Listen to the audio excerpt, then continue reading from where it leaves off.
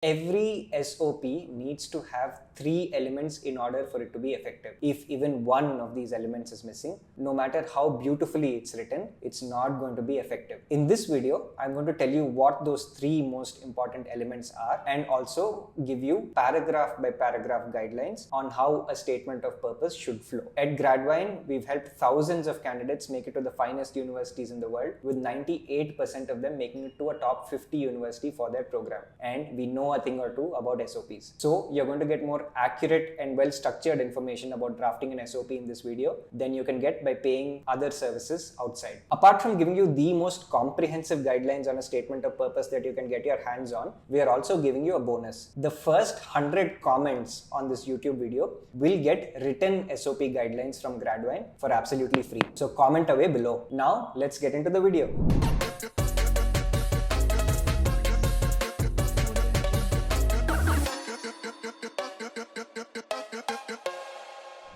I am Sreekar Sanapareddy. I'm the co-founder of Gradvine and I'm an alumnus of Dartmouth College where I did my master's in engineering management. So in today's video, as promised, I'm going to cover the 3 most important elements that a statement of purpose should have. Now, coming to the first most important element, it is there in the title itself, statement of purpose. I'm surprised to see a lot of SOPs coming without a purpose or a goal. The entire document is about the purpose or the goal and hence it's titled as such. Your goal needs to be absolutely crystal clear in 2 terms. It needs to be clear in terms of function and domain. Function means what role do you see yourself playing? Do you want to be a product manager or an operations manager or a data scientist or an AI engineer? Your role needs to be very, very specific and clearly defined. Apart from the role, you have to be sure about the domain or the sector you want to work in as well. Do you want to work in healthcare? Do you want to work in consumer products? Do you want to work in strategy consulting? Whatever it is, it has to be specific and it has to be relevant to the program. In the first paragraph itself of the SOP,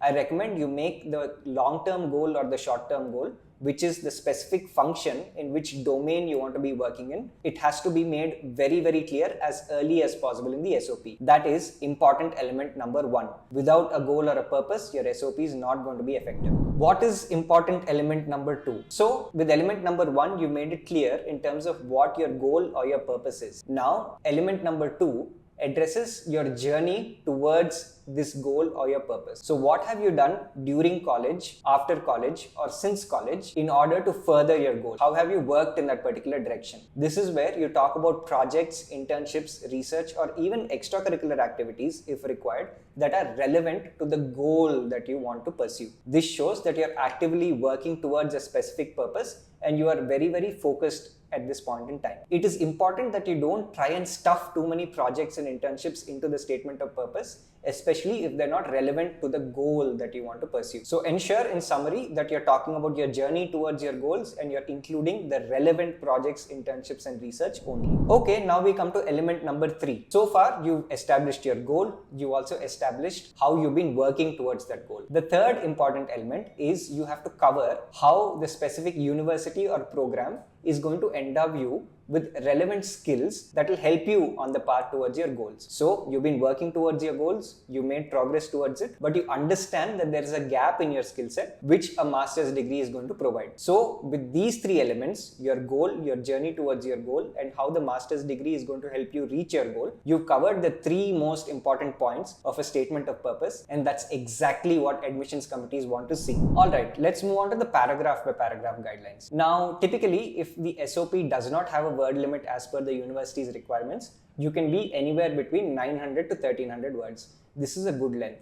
The number of paragraphs don't matter, but typically you could be anywhere between 5 and 8 paragraphs usually. If you go below or above that, it's still fine. The first paragraph of your SOP has to cover element number 1, which is stating your goals very clearly. Now, please don't start the SOP with a very inspirational quote or something that's irrelevant to your own journey. Make your goals very, very clear. If required, you can talk about a brief motivation behind your goals. This could be a brief summary of your journey in 2 or 3 lines and how these goals came to be, or a project or an internship or an experience that made you realize that you want to pursue this goal. Whatever it is, your goal needs to be very clear in the first paragraph in terms of function and domain. If you make this clear early, everything else that follows in terms of your projects, internships and your journey is far more impactful and relevant in the admissions committee's mind because they already know what your end game is. Paragraph number 2 can start about your academic journey. What courses did you take in college? What relevant learnings did you gain from the same? And how did it open your world to the infinite world of possibilities within the domain that you mentioned? Now, if you have a lot of work experience, which is 3+ years, you can choose to avoid talking about college courses and you can jump straight into your college projects. The second half of paragraph number 2 or the entire paragraph number 3 can talk about an early application of your academic coursework towards solving problems. This is nothing but a project. When you're writing about projects, understand that you have to talk about how you used your academic knowledge to solve a problem, and you have to use a format known as STAR, situation, task, action, result. Admissions committees don't want to read stories about your project. They simply want to know what is the situation or what is the problem that you are trying to solve. They want to know the T, which is what are the tasks that you had to accomplish in order to solve the problem or address the situation. They want to know what actions you've taken in terms of maybe any software that you used or any technical interventions to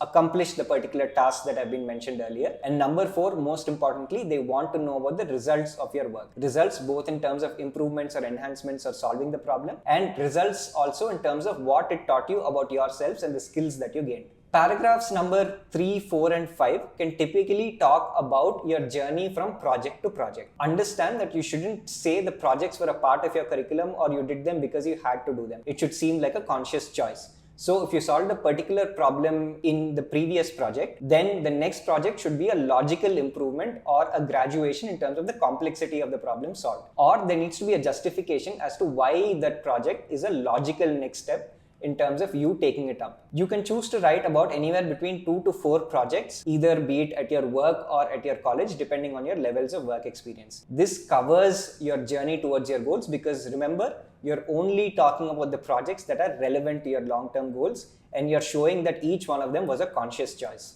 So now you might be sitting on your 6th or 7th paragraph. Honestly, it doesn't matter, but essentially you covered the 2 elements already. Now it is recommended in paragraph number 6 or 7 that you talk about what skills you've gained overall and what skills you wish to gain in order to reach your ultimate goal. You could talk about certain shortcomings in your skill set as well, because that seems like a very honest narrative. This will transition nicely into your final paragraph, where you talk about how specific coursework, professors, research and other avenues that the university provides will help you gain the specific skills you want to. Once again, don't write the last paragraph generically. Pick up the specific subject and specific professor that are relevant to the work you've done and the work you wish to do, and mention about the specific skills that coursework is going to end up and how they're going to help you solve the very problems that you've set out to solve that has been defined in paragraph number 1. Once you do this, the narrative comes full circle, and that is the sign of a good statement of purpose. So to summarize, with the 3 elements in the paragraph structure that I've given, right up top, you've mentioned your goal. In subsequent paragraphs, you've mentioned that you've taken up projects consciously that are relevant to the single-minded goal that you've mentioned. And you're also justifying at this point how college or university is a necessary step in pursuit of your goals, because it's going to give you the skills that you lack at this point in time. That is a strong statement of purpose, and that is exactly what admissions committees want to read. Now I've told you what you have to do. Please avoid certain pitfalls that a lot of students fall into. Number 1, understand that a statement of purpose is not a creative writing competition.